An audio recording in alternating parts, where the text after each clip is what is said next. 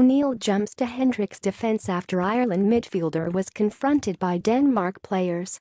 Martin O'Neill leapt to Jeff Hendrick's defence after the midfielder was confronted by furious Denmark players during Saturday evening's 0-0 Nations League draw in Dublin.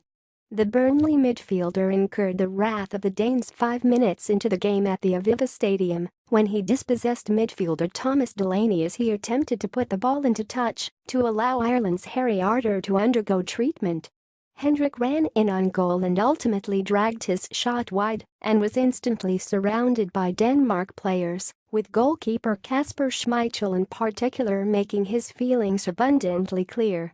Manager Age Hendrick later claimed the incident was not in the spirit of the game and said Spanish referee Javier Estrada should have intervened, saying the referee should have whistled and dropped the ball after that incident. It's against the rules of football because if there is any doubts or people being misled while trying to play fair, the ref should be aware of that. The responsibility lies with the ref in this situation. However, Republic counterpart O'Neill insisted Hendrick had been unaware that Arter was down and that Delaney was attempting to play the ball into touch. He said he was totally unaware, obviously. I've spoken to him in there and he didn't know. He thought it was just a sloppy pass by their player.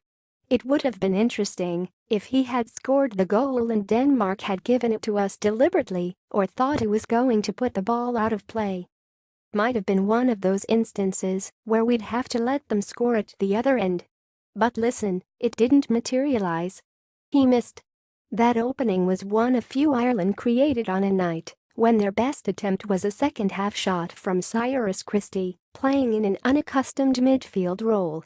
Denmark enjoyed the greater share of possession, but although the returning Harry Arter had to clear a Simon Kjaer header off the line and keeper Darren Randolph made late saves from Martin Braithwaite and Delaney, they were unable to find a way past a defence which had conceded 9 goals in its previous 2 competitive games.